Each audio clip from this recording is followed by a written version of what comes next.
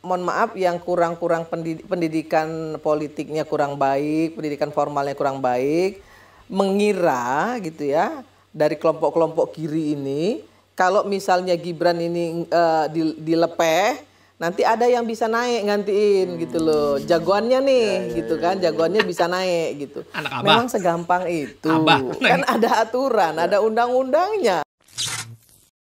Halo guys, assalamualaikum. Bu Irma Suryani Caniago, waduh, idola kita semua. Yoi, kalau udah ngomong, namparin anak-anak abah dan namparin para sengkuni-sengkuni, yo, mantep banget soalnya, mantep banget. Dan ini akhir-akhir ini Bu Irma berhasil membaca arah politik mereka nih mau kemana, membaca grand design-nya tuh mau kemana guys. Dipaparkan, langsung aja kita lihat videonya. Nah itu Kak Irma kan ada tendensi ya sesuatu yang inisiatif dari pemerintah atau dari eksekutif lah gitu ya, baru berjalan belum istilahnya tuh belum ketahuan baru mulai gitu itu langsung dinyinyirin gitu. Jadi ada kayak semacam distrust atau atau mungkin juga sesuatu yang sifatnya itu pokoknya apapun yang dilakukan dia itu salah gitu, misalnya dalam kasus konteks ini Gibran. Kak Irma membaca ini fenomena ini seperti apa? Gitu, guys. Kenapa tidak dikasih kesempatan dulu gitu misalnya? Seperti yang tadi Kak Irma bilang. Saya kok bilang ini bukan distrust ya, tapi ini ada satu grand design yang menginginkan Gibran ini dilepeh sama Pak Prabowo, ya kan? Dilepeh. Ya kalau orang Jawa bilang dilepeh, dibuang. Dilepeh itu lebih enak. Ya, lebih bagus lebih pas ya. Nah, mereka yang mohon maaf yang kurang pendidikan politiknya kurang baik, pendidikan formalnya kurang baik, mengira gitu ya dari kelompok-kelompok kiri ini kalau misalnya Gibran ini dilepeh nanti ada yang bisa naik gantiin gitu loh. Jagoannya nih gitu kan, jagoannya bisa naik gitu. Anak abah. Memang segampang itu. Kan ada aturan, ada undang-undangnya. Nggak bisa asal naikin. Presiden nggak bisa nunjuk si A gantiin saya, nggak bisa begitu. Ada aturan mainnya kan. Yang pada nyinyir-nyinyir mana ngerti yang begini. Taunya Gibran turun terus digantiin sama junjungannya. Hey. Nggak semudah itu Ferguson. Nggak seperti itu. Nah satu. Dan yang kedua, kalau terjadi misalnya Pak Prabowo dilalah ya, kepancing nih gitu ya, terus Gibran diselehke, ya, Pak Prabowo juga hati-hati. Itu kan sebenarnya pintu masuk untuk mencopot Pak Prabowo juga. Iya kan itu target keduanya kan itu. Target utamanya itu. Gibran ini target kedua. Target antara gitu ya. Nah, jadi jangan dikira kita ini bodoh lah ya. Kita ini kan bukan orang bodoh Mas ya. Orang yang mengerti ya dengan grand design, grand strategi yang mereka lakukan itu kita tahulah gitu. Mungkin dengan kerangka semacam ini kita bisa jadi, tadi kan ada poin yang saya juga ingin mendengar komentar dari Kak Irma ya soal tuduhan bahwa Gibran ini ambisius punya target 2029. Itu kan? Jadi kan setelah dilantik kan dia gercep tuh. Waktu ke MRT, ninjau MRT, makan bergizi gratis, ketemu perwakilan dari Cina, dari Jepang, terus kemarin ke PGI, terus bikin lapor Mas Wapres, macam kayaknya ini menteri yang betul-betul lincah, gitu ya. Ya serba salah gitu ya, emang para pembencinya Mas Gibran atau Pak Jokowi ya, nggak kerja dibilang plonga-plongo, giliran kerja dibilang pencitraan, mau lu apa? Ini dianggap sebagai aneh yang iklan tuh. Dia ini punya agenda nih, bikin panggung gitu untuk 2029 gitu. Kalau menurut Kak Irma gimana tuduhan semacam itu? Ya, yang nuduh aja yang menurut saya itu artinya nggak bersih gitu. Nah, bener Wirma. Lah kan gini ya, yang punya bolpen itu Pak Prabowo loh. Yang punya bolpen yang menentukan itu satu. Yang kedua, kalau selama ini Gibran itu kan dianggap anak ingusan, nggak bisa ngapa-ngapain, pidato aja nggak bener, bahasa Inggrisnya jelek dan lain sebagainya. Sekarang dia diminta Pak Prabowo tuh untuk membuktikan, ya tampil, buktiin sebagai wakil saya kamu tuh pantes gitu loh. Sebenarnya saya yakin itu yang dilakukan oleh Gibran atas perintah Pak Prabowo. Dan saya tahu persis ya, nggak mungkin lah Gibran itu mau melangkahi Pak Prabowo, saya yakin enggak. Saya yakin enggak. Kenapa saya bilang seperti itu? Pak Prabowo, Saraswati itu bicara di media bahwa ketika Pak Prabowo mau diminta sama partainya untuk jadi presiden, mencalonkan diri sebagai presiden, Pak Prabowo itu nanya dulu sama Pak Jokowi sampai 5 kali. Kalau direstui baru Pak Prabowo mau.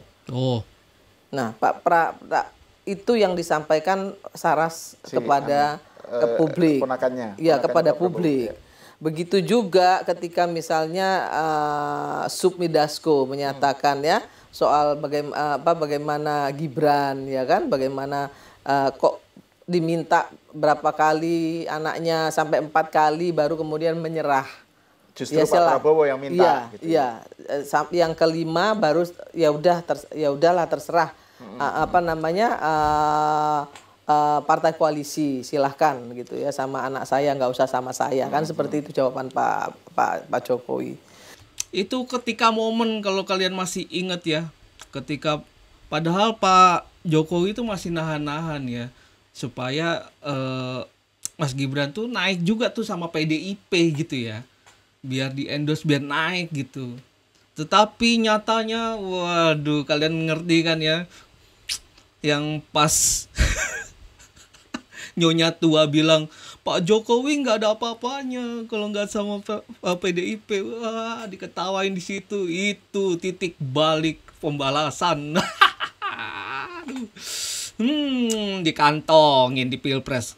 Nah, saya pada saat diminta oleh Visip UI waktu itu jadi narasumber, di situ sudah saya singgung, sudah saya sampaikan di forum rektor, saya juga sampaikan. Saya bilang begini, bagaimana ceritanya kalian nyalahin Jokowi, anaknya di-endorse oleh koalisi partai ini untuk jadi wapres, nyalahin Jokowi. Lah yang mengendorse Mulyono ini, yang mengendorse siapa namanya si Gibran ini, Samsul, saya bilang. Samsul. Yang mengendorse Samsul, yang mengendorse Blimbing Sayur ini kan partai koalisi, saya bilang.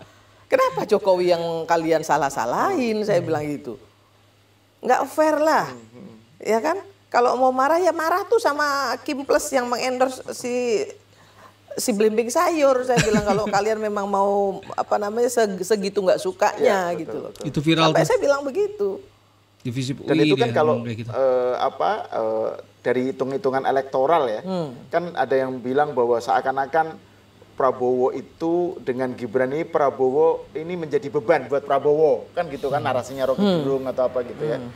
Jadi harus dilepas gitu, dilepeh tadi. Padahal kalau dari hitung-hitungan elektoral, peran Gibran ini tidak kecil gitu. Bener. Ya dalam hal kemenangan Prabowo yang landslide. Artinya kalau bukan Gibran mungkin nggak bisa 1 putaran gitu, atau pokoknya ada faktor-faktor yang sifatnya juga bukan semata-mata nebeng gitu loh. Mereka dengar nggak sih omongan Pak Prabowo di Rakernasnya Nasdem? Pak Prabowo bilang, tanpa dukungan Pak Jokowi, saya nggak bisa menang. Saya 2 kali lawan Pak Jokowi kalah terus. Ya, ketika saya kemudian dibantu oleh Pak Jokowi gitu ya, merapat ke Pak Jokowi dan mengikuti arahan Pak Jokowi, saya menang. Kok nggak mikir gitu loh mereka untuk masih mau ngadu domba gitu ya. Terus ya saya juga baca itu di media sosial bahwa Said Didu mengatakan bahwa seolah-olah Gibran ini menjadi menjadi batu sandungan gitu ya, beban dan lain sebagainya gitu kan. Kalau Pak Prabowo buang ya kita akan dukung lah. Nah emang dia siapa gitu loh. Berapa persen sih yang ngikutin mereka gitu ya? Dia pengennya Prabowo seperti zaman dulu ketika masih bersama dia. Sekarang ini Pak Prabowo sedang tidak menjadi dirinya sendiri. Gitu narasinya Kak Irma. Jadi Jadi kita harus mengembalikan Prabowo ke yang dulu. Malah justru Prabowo sadar, waduh, dan terselamatkan dari kalian-kalian. Para si busuk hati, waduh. Itu dia. Padahal Prabowo-nya sendiri nggak mau seperti yang dulu. Kesalahan fatal. Pak Prabowo bilang, saya belajar. 2 kali saya kalah, saya belajar. Di mana ada lawan politik yang sudah melawan dan begitu kerasnya, kemudian tiba-tiba dirangkul, ya, kemudian saya diajak membangun bangsa ini bersama-sama, itu yang menyentuh hati Pak Prabowo. Dan Pak Prabowo menyadari itu gitu. Oh, ini orang tulus, ini orang baik gitu loh. Saya akan mengikuti cara-cara orang ini gitu. Nah, terus ini masih mau diadu domba juga gitu loh. Saya nggak ngerti. Apa yang ada di pikiran mereka gitu loh. Salah Gibran ini dengan mereka itu apa? Nah, salah Pak Jokowi dengan mereka itu apa? Gitu. Kalau memang Jokowi ini ada kesalahan, ya laporkan kepada pihak yang berwajib. Bener. Mana buktinya? Bener. Sampaikan. Nah, kalau kemudian mereka benar-benar misalnya menyampaikan, kalau tidak diproses misalnya, ya kalau memang nggak ada bukti yang bisa untuk memproses itu, ya memang nggak bisa diproses kan Pak, Mas? Bener. Ya, jadi selama ini kalian demo-demo doang tanpa ada bukti, minta adili Jokowi tapi tidak ada bukti. Siapa yang mendalilkan dia harus membuktikan? Kalau nggak terbukti, buktinya nggak cukup kuat, ya berarti lemah. Kan seperti itu. Ya, betul. Nah, terus mereka Aneh bilang kan tuh. seolah-olah Asli. ini kemenangan yang dipaksakan. Nah, kalau saya terbalik ngomongnya, ya kan? Ini kekalahan yang memaksakan diri untuk menang gitu. Belum legowo. Belum legowo. Sampai benar-benar. kemudian ketua umum saya jadi maki-maki loh Pak Surya Paloh itu ketika kemudian menyatakan mendukung Prabowo, langsung bilang ini penjilat, belum selesai, ini kok sudah menyerah gitu ya, sudah menyatakan mendukung begini-begini. Mereka nggak paham bahwa Pak Surya Paloh itu mengedepankan sikap gitu ya, memberikan kami juga wawasan berpikir bahwa kepentingan negara itu harus di atas kepentingan partai politik. Mereka nggak paham itu. Itu yang pertama kali tadi di awal perbicaraan. Iya, betul. Menyatakan itu ya. Bahwa Iya. pada akhirnya yang menjadi tolok ukur atau prinsip itu kepentingan negara gitu Betul. ya. Betul. Tapi Pak Surya Paloh juga menyampaikan ke saya, ke kami semua, Menjaga bahwa demokrasi benar-benar. kita tetap harus ada kritisi walaupun kita di dalam. Ya. Tapi kritisi yang membangun, kritisi yang konstruktif. Ya. Bukan mencaci maki, bukan memfitnah, bukan bikin berita hoax. Betul. Yang harus konstruktif. Kalau memang ini memang ini akan mencelakakan Pak Prabowo, ya kita kasih tahu. Kita kasih sampaikan. Ya. Soal nanti Pak Prabowo menerima atau enggak itu urusan Pak Prabowo. Itu yang selalu disampaikan oleh Pak Surya Paloh. Jangan kita dorong beliau ke mana? Ke lubang yang salah gitu. Kita dorong dia ke lubang yang benar gitu. Ke lorong jalan yang benar gitu. Nah itu dia guys pemaparan dari Bu Irma ya. Bagaimana Mas Gibran, Pak Jokowi, dan Pak Prabowo ini terus dibentur-benturin, dikoyak-koyak gitu, tapi tetap harmonis dan mereka stres sendiri. Ya gitulah guys ya. Kalau nggak ada kesalahan dikorek-korek ya nggak akan terbukti gitu ya. Oke lah sampai sini dulu videonya kali ini. Terima kasih buat teman-teman semua yang udah nonton video gue ini sampai habis. Kita ketemu lagi di konten gue berikutnya. Bye. Assalamualaikum. Peace.